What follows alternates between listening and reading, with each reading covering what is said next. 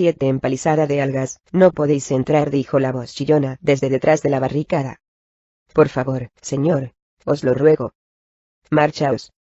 A Entreri no le pareció nada divertida la vocecilla nerviosa del Alfrin, pues las implicaciones de aquel cierre patronal resonaban peligrosamente en su cabeza. Él y Dwabel habían hecho un trato en beneficio mutuo que parecía favorecer al Alfrin, en particular, y ahora daba la impresión de que Dwabel faltaba a su palabra. Su portero no dejaba siquiera que el asesino entrara en la ficha de cobre. Entreri meditó la posibilidad de derribar la barricada a patadas, pero solo unos instantes, pues se recordó que los Alflings tenían por costumbre poner trampas. Luego pensó en deslizar su daga por la abertura entre las tablas, y clavarla en el brazo del impertinente portero, o en su pulgar, o en cualquier punto que se ofreciera como blanco. Aquello era lo mejor de la daga de Entreri. Podía clavarse en cualquier parte de una persona, y absorber por completo la energía vital de su víctima. Pero, una vez más, aquel no fue más que un pensamiento efímero, más una fantasía provocada por la frustración que una acción que el siempre cuidadoso asesino estuviera dispuesto a acometer. Muy bien, me iré, repuso con calma. Pero comunicad a Abel que mi mundo se divide entre amigos y enemigos. Dio media vuelta y empezó a alejarse, dejando al portero muy aturdido. Vaya, eso parecía una amenaza, dijo otra voz, antes de que Entreri hubiera dado 10 pasos calle abajo. El asesino se detuvo y examinó una pequeña grieta en la pared de la ficha de cobre, una mirilla, comprendió, y posiblemente una rendija para lanzar flechas. Dwabel saludó con una leve inclinación. Ante su sorpresa, la grieta creció, y un lienzo de la pared se deslizó a un lado, dando paso al Alflin. Eres muy rápido, designando enemigos, dijo la mujer, sacudiendo la cabeza, con lo que los rizos castaños se agitaron alegremente. Pero no lo hice, repuso él. Aunque sí que me enojo que, aparentemente, hubieras decidido no cumplir nuestro trato. El rostro de Dwabel se endureció de improviso, y todo rastro de frivolidad desapareció de su voz. Empalizada de alga, explicó, una expresión que era más propia de barcos de pesca que de las calles, si bien Entreri ya la había oído antes. En los barcos de pesca, empalizada de alga se refería a la costumbre de aislar las nécoras particularmente molestas, que tenían que entregarse vivas en el mercado, construyendo a su alrededor barricadas hechas con tiras de algas. La expresión era menos literal, pero con un significado parecido. En las calles, una persona en una empalizada de alga había sido declarada fuera de los límites, rodeada y aislada mediante barricadas de amenazas. De improviso, la expresión de Entreri también mostró la misma tensión. La orden llegó de cofradías más importantes que la mía, de cofradías que podrían, y lo harían, quemar la ficha de cobre hasta los cimientos, y matar a toda mi gente, sin pensarlo 2 veces, dijo ella encogiéndose de hombros. Entreri está en una empalizada de alga, es lo que dijeron. No puedes culparme por negarte la entrada. Entreri asintió. Él, más que nadie, era capaz de apreciar el pragmatismo como medio de supervivencia. Sin embargo, decidiste salir y hablar conmigo, observó. Solo para explicarte por qué ha finalizado nuestro trato, respondió, con un nuevo encogimiento de hombros. Y para asegurarme de no caer en la segunda categoría que detallaste a mi portero. Te ofrezco esto al menos, sin cobrarte por mis servicios. Todos saben ya que has regresado, y tu simple presencia los ha puesto nerviosos a todos. El viejo Basardoni todavía gobierna en su cofradía, pero permanece en la sombra ahora, más un testaferro que un jefe. Los que manejan los asuntos de la cofradía Basardoni, y de las otras cofradías, bien mirado, no te conocen. Pero conocen tu reputación, y por eso te temen del mismo modo que se temen entre ellos. No podría el Bajauronin temer que los Rappers hayan contratado a Entreri para matarlo. O incluso dentro de las mismas cofradías, no podría ser que aquellos que se disputan las mejores posiciones a la espera de la no muy lejana muerte del Bajá Basardoni temieran que uno de los otros te hubiera convencido para asegurar su ascensión personal. Entreri asintió, aunque replicó. También podría ser que Artemis Entreri simplemente hubiera regresado a su hogar. Desde luego, repuso Dwabel. Pero, hasta que averigüen la verdad sobre ti, te temerán, y el único modo de averiguar la verdad es la empalizada de alga, terminó por ella el asesino, y fue a darlas gracias a la mujer por tener el valor de salir a contarle aquello, pero se detuvo en seco. Se daba cuenta de que la Alflin tal vez no hacía más que seguir órdenes, que tal vez este encuentro era parte del proceso de inspección. Vigila bien tu espalda, añadió Dwabel, dirigiéndose hacia la puerta disimulada. Comprenderás que hay muchos a los que les gustaría tener la cabeza de Entreri entre sus trofeos de caza. ¿Qué es lo que sabes?, preguntó el asesino, ya que parecía evidente que ella no se refería simplemente a generalidades. Antes de que se diera la orden de la empalizada de Alga, mis espías salieron a averiguar todo lo posible sobre lo que se decía con respecto a tu regreso, explicó. Les hicieron más preguntas de las que ellos hacían, y a menudo los que preguntaban eran asesinos jóvenes y fuertes. Vigila bien tu espalda. Y tras esto desapareció, deslizándose por la puerta secreta de vuelta al interior de la ficha de cobre. Entreri soltó un suspiro, y siguió andando. No se cuestionó su regreso a Kalimport, ya que en cualquier caso sencillamente no le parecía importante. Ni tampoco empezó a mirar con mayor atención hacia las sombras que bordeaban la oscura calle. Tal vez en una, o en más de una se ocultaba su asesino. Quizá no. A lo mejor sencillamente no importaba. Perry, dijo junta el adivino a Cadran Gordeo mientras ambos contemplaban cómo el joven malhechor se deslizaba sigiloso por los tejados, siguiendo, desde una distancia segura, los movimientos de Artemis Entreri. ¿Un lugarteniente de Bodeau? Vigila, inquirió Cadran. Va de casa, corrigió el mago. Cadran no puso en duda sus palabras. Junta había pasado toda su vida dedicado a observar.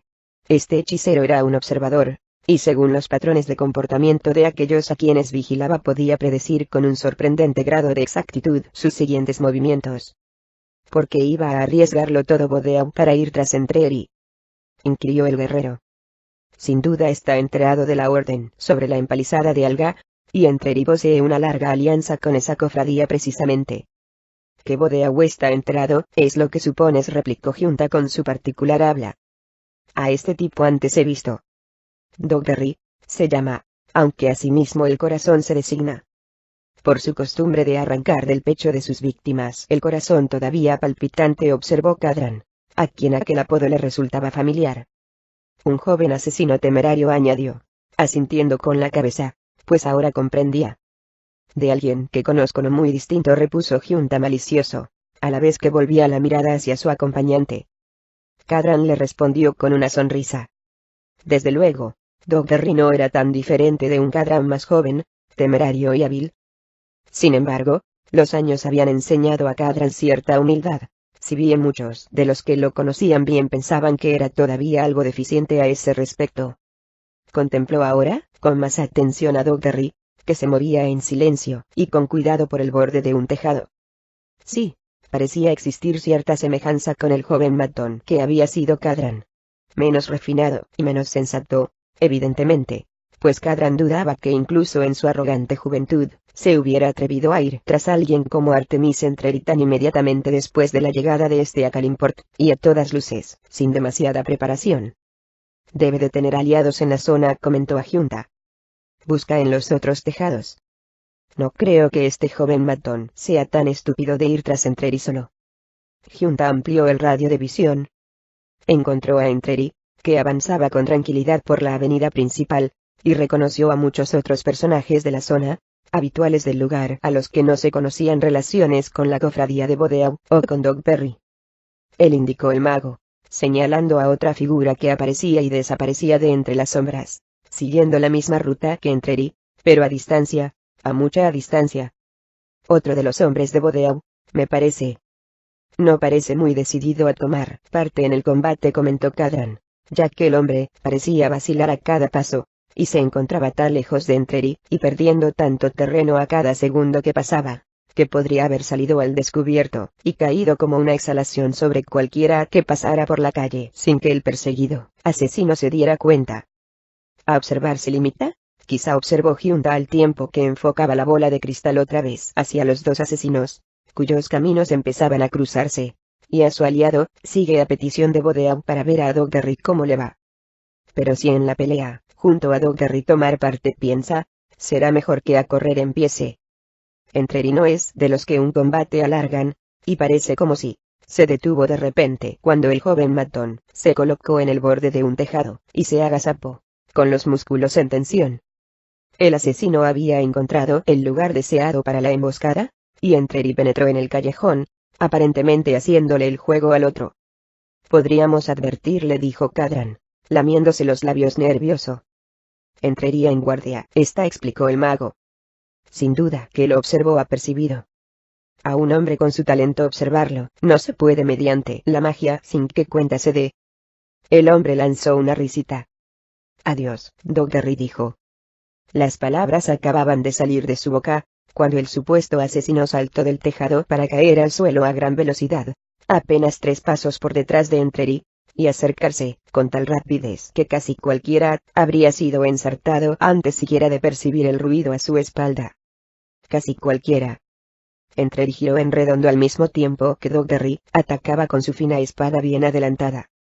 Un veloz movimiento de la mano izquierda del asesino que giraba, sosteniendo los amplios pliegues de su capa para mayor protección, desvió ampliamente la estocada, y entonces fue Entreri quien se adelantó con un repentino paso, empujó hacia arriba con la mano izquierda y alzó el brazo de Dogberry al avanzar.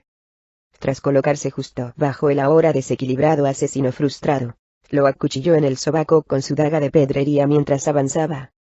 Acto seguido, con tal rapidez que el otro ni siquiera tuvo posibilidad de recobrarse, a tal velocidad que Cadran y Giunta apenas detectaron el leve giro, dio una vuelta sobre sí mismo, para colocarse de cara a la espalda de su adversario. Entreri arrancó entonces la daga, y la lanzó hacia su mano izquierda que descendía ya, pasó la mano derecha alrededor de la barbilla del frustrado asesino, y propinó un puntapié a su adversario en la parte posterior de las rodillas, que le hizo doblar las piernas, y lo obligó a inclinarse hacia atrás. La mano izquierda del veterano asesino clavó el cuchillo en un movimiento ascendente que hundió la daga en la nuca de Dogberry, haciéndola penetrar profundamente en el cráneo. Entreri retiró de inmediato el arma, y soltó al hombre, que cayó al suelo en medio de un charco de sangre, con tal rapidez y eficiencia que el asesino ni siquiera se manchó de sangre. Giunta, entre carcajadas, señaló el extremo del callejón, justo en su intersección con la calle, donde el aturdido compañero de Dogberry dedicó una mirada al victorioso Entreri, giró sobre sus talones, y salió huyendo. Sí, desde luego, comentó el mago. Que por las calles la voz corra de que Artemis Entreri ha regresado. Cadran Gordeon permaneció un buen rato con la mirada fija en el cadáver. Adoptó su acostumbrada pose pensativa, frunciendo los labios, de modo que el largo bigote se curvó sobre su rostro atezado. Había considerado la idea de ir tras Entreri en persona, y ahora se sentía claramente anonadado ante el fabuloso talento de aquel hombre. Era la primera vez que Gordeon veía a Entreri en acción, y de improviso comprendió que el hombre se había ganado su reputación merecidamente. Pero Cadran Gordeon no era Dogberry. Era mucho más hábil que aquel joven inepto. Tal vez sí haría una visita a este antiguo rey de los asesinos. Exquisito, dijo la voz de Sarlota detrás de ellos. Se volvieron y se encontraron con la mujer, que miraba más allá de ellos a la imagen proyectada por la enorme bola de cristal de Giunta. El bajaba Sardoni, me dijo que quedaría impresionada. ¡Qué bien se mueve! ¿Debo hacer pagar a la cofradía Bodeau por incumplir la orden de la empalizada de Alga?, preguntó Cadran. Olvídalos, replicó Sarlota, acercándose más, los ojos centelleantes de admiración. Concentremos nuestra atención solo en ese. Encuéntralo, y reclútalo. Demos trabajo a Artemis Entreri. Drizzt encontró a Catibrie sentada en el saliente trasero de la carreta. Regis estaba instalado a su lado, pasando un paño por el rostro de la joven, en tanto que Bruenor, con el hacha balanceándose peligrosamente a su lado, paseaba de un lado a otro y gruñía una sarta de maldiciones. El Drow supo enseguida lo que había sucedido, la simple verdad en cualquier caso, y, cuando lo meditó, no se sorprendió de que Wulfgar hubiera actuado con violencia. Él no quería hacerlo, dijo Catibrie a Bruenor, en un intento de calmar al irritable enano. También ella estaba evidentemente enojada, pero, al igual que Drizzt, comprendía mejor la verdad del trastorno emocional de Wulfgar. Creo que no me veía a mí, siguió, hablando más para Drizzt que para los otros. Recordaba los tormentos de Errtu, diría yo. como sucedió al principio del combate contra los gigantes, dijo el Drow, asintiendo. Y por lo tanto lo dejarás así. Rugió Bruenor a modo de respuesta. ¿Consideras que no puedes hacer responsable al chico? Va. Le daré tal paliza que hará que los años pasados con Ertu le parezcan unas vacaciones. Ve en su busca, elfo. Tráelo aquí, para que le diga a mi muchacha que lo siente. Luego que me lo diga a mí. Entonces se encontrará con este puño mío en la boca, y disfrutará de un largo sueñecito para meditar sobre ello. Con un rugido, Bruenor hincó con fuerza el hacha en el suelo. Ya he oído hablar demasiado de este Ertu, declaró. No se puede vivir de lo que ya no existe. Drizzt no tenía la menor duda de que, si Wulfgar regresaba al campamento, harían falta él, Catibrie, Regis, Camlaine, y todos sus acompañantes para mantener al enano apartado del bárbaro. Y al contemplar a la muchacha, con un ojo hinchado, y la ensangrentada nariz de un rojo brillante, el vigilante no estuvo muy seguro de desear contener al enano.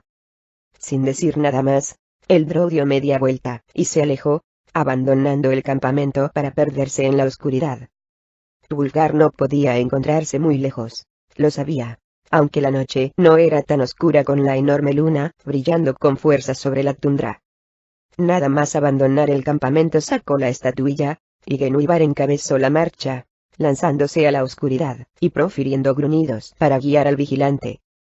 Para sorpresa de Drizzt, el sendero no conducía ni al sur ni de regreso al nordeste, y a 10 ciudades, sino directamente al este, en dirección a las elevadas cumbres de la columna del mundo.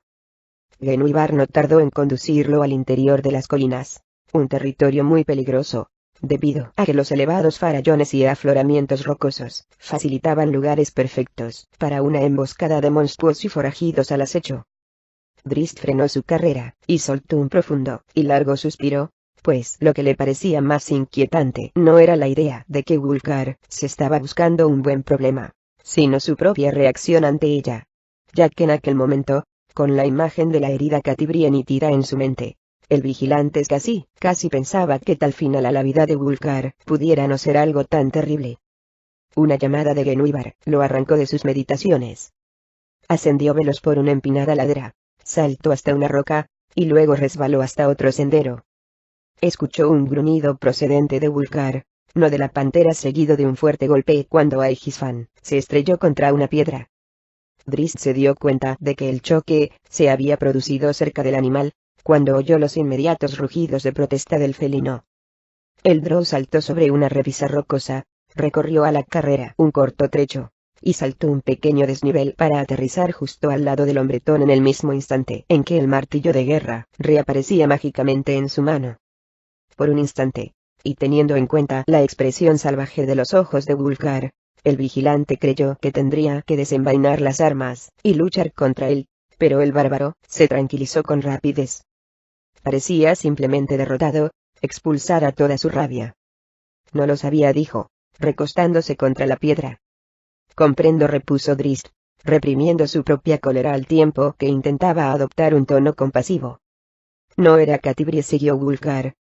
En mis pensamientos, me refiero. No estaba con ella, sino de vuelta allí, en aquel lugar de oscuridad. Lo sé, contestó el Drow. Y también lo sabe Catibrie, aunque temo que nos va a costar bastante calmar a Bruenor. Finalizó con una amplia y cálida sonrisa, pero su intento de aclarar la situación no tuvo éxito en el bárbaro. Tiene razón al sentirse ultrajado, admitió el bárbaro. Como yo me siento ultrajado, de un modo que no puedes ni comprender. No subestimes el valor de la amistad, respondió Drizzt. En una ocasión, cometí un error parecido, que casi me costó la destrucción de todo lo que me es más querido. Wulfgar sacudió negativamente la cabeza ante cada una de sus palabras, incapaz de encontrar ningún punto de acuerdo. Negras oleadas de desesperación lo envolvían, enterrándolo. Lo que había hecho era imperdonable, en especial puesto que comprendía, y reconocía, que era probable que volviera a suceder. Estoy perdido, dijo en voz baja. Y todos nosotros te ayudaremos a encontrar el camino, respondió Drizzt, posando una mano consoladora sobre el hombro del fornido bárbaro. No, repuso este con firmeza, apartándolo. Luego lanzó una corta risita. No existe un camino que encontrar. La oscuridad de Ertu perdura. Bajo esa sombra, no puedo ser quien queréis que sea. Solo deseamos que recuerdes quién fuiste, replicó el Drow. En la cueva de hielo, nos regocijamos al ver que Wulfgar, hijo de Beornegar, nos había sido devuelto. No fue así, corrigió él. No soy el hombre que os dejó en Mithril. Nunca podré volver a ser aquel hombre. El tiempo curará, empezó a decir Drizzt, pero Wulfgar lo acalló con un rugido. No. Bramó. No pido curación. No deseo volver a ser el hombre que fui. Tal vez he aprendido la verdad sobre el mundo, y esa verdad me ha mostrado los errores de mis antiguas costumbres. Drizzt lo contempló con fijeza. ¿Y es una mejor costumbre asestar un puñetazo a una desprevenida Catibrie?, inquirió. Su voz resumaba sarcasmo, pues su paciencia empezaba a agotarse. Las miradas de Wulfgar y Drizzt se entrecruzaron, y una vez más las manos del Drow fueron hacia las empuñaduras de sus cimitarras. Apenas podía creer el grado de rabia que se alzaba en su interior, avasallando la compasión que sentía por su atormentado amigo. Comprendió que, si el otro intentaba atacarlo, lucharía contra él con todas sus energías. Te miro ahora, y recuerdo que eres mi amigo, dijo Wulfgar, relajando la tensa postura lo suficiente para asegurar a Drizzt que no tenía intención de atacarlo. Y, no obstante, esos recordatorios aparecen únicamente merced a una gran fuerza de voluntad. Me resulta más fácil odiarte, y odiar todo lo que me rodea, y en aquellas ocasiones en que no haga acopio de inmediato de la fuerza de voluntad para recordar la verdad, atacaré. Como hiciste con Catibrie, contestó Drizzt, y su tono no era acusador, sino que más bien denotaba un sincero intento de comprender. Ni siquiera la reconocí, confirmó él, asintiendo. No era más que otro de los demonios de Ertu, de la peor clase, de la clase que me tentó y derrotó mi fuerza de voluntad, y luego me dejó no con quemaduras o heridas, sino con el peso de la culpa, con la conciencia del fracaso. Quise resistir, es suficiente, amigo, repuso Drizzt con suavidad. Cargas con una culpa con la que no deberías cargar. No fue un fracaso de Wulfgar, sino la interminable crueldad de Ertu. Fue ambas cosas, dijo un derrotado Wulfgar. Y ese fracaso se agrava con cada momento de debilidad. Hablaremos con Bruenor, le aseguró Drizzt. Usaremos este incidente como guía para aprender de él. Puedes contar a Bruenor lo que quieras, repuso el hombretón, y su voz se tornó gélida una vez más, porque yo no estaría allí para escucharlo. ¿Regresarás con tu gente?, preguntó el Drow, aunque en su interior sabía que el bárbaro no decía tal cosa. Seguiré el camino que prefiera, respondió él. Solo. Ya jugué a ese juego en una ocasión. ¿Juego?, repitió el otro con incredulidad. Nunca he hablado con mayor seriedad en toda mi vida. Ahora regresa con ellos, regresa a donde perteneces. Cuando pienses en mí, piensa en el hombre que una vez fui, en el hombre que jamás habría golpeado a Catibrie. Drizzt fue a responder, pero se interrumpió, y se quedó estudiando a su deshecho amigo.